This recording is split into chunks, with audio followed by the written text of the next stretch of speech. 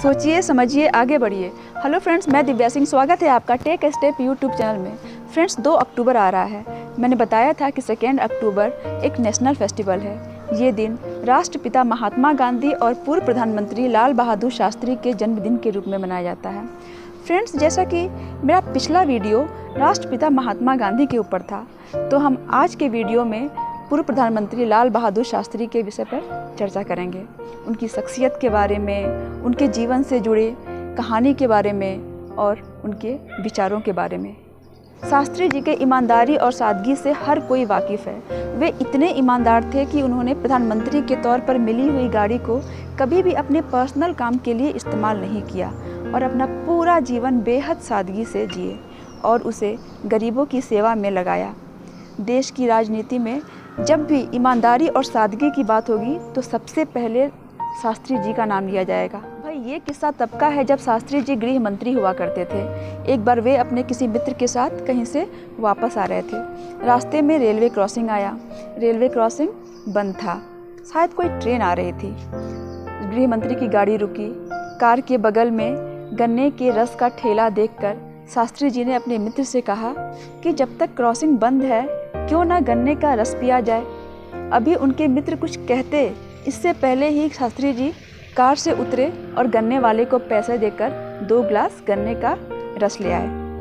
तो दोस्तों, उस गन्ने वाले को शायद ही ये पता चल पाया हो कि उनका ग्राहक गृह मंत्री था, क्योंकि उस ज़माने में तो प्रधानमंत्री के गाड़ी में भी सिर्फ एक ही सिपाही हुआ करता था और शास्त्री जी का तो आचरण ही बेहद सादगी भरा था।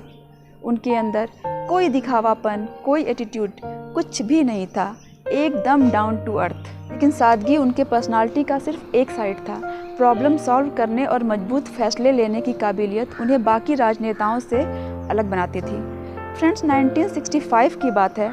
भारत और पाकिस्तान में युद्ध छिड़ गया। उस समय शास्त्री जी देश के प्रधानमंत्री थे। युद्ध के दौरान देश में अन्न की कमी हो गई। देश भूखमरी की समस्या से गुजरने लगा था।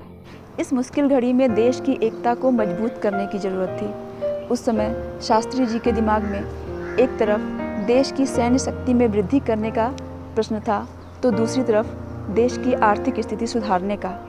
उन्होंने देश की दोनों समस्याओं पर कंसंट्रेट किया और पाया कि अगर भारत की सैन्य शक्ति मजबूत हो जाए और देश आर्थिक दृष्टि से समर्थ हो जाए, तो दुनिया का कोई भी देश उसका बाल बाका भी नहीं कर सकता। तब शास्त्री जी ने देश में इमोशनल यूनिटी स्टैब्लिश करने के लिए जय जवान जय किसान का नारा दिया। भाई, इस नारे ने तो भारतीय सैनिकों पर जादू सा असर किया और उसी संकट के दौरान शास्त्री जी ने अपनी सैलरी लेनी भी बंद कर दी और देशवासियों से हफ्ते में 1 दिन व्रत रखने की अपील की। शास्त्री जी का जय जवान जय किसान का नारा तो आज भी लोगों की जुबान पर है। ये तो हुई शास्त्री जी की शख्सियत। अब बात करते हैं देश और देशवासियों के प्रति उनके विचारों की। दोस्तों, शास्त्री जी के टेबल पर हमेशा हरी घास रखी रहती थी। उनका कहना था कि खूबसूरत फूल तो लोगों को आकर्षित करते हैं, लेकिन कुछ समय बाद वे मुरझाकर गिर जाते हैं, मगर ये घास एक बेस की तरह है जो हमेशा रहती है।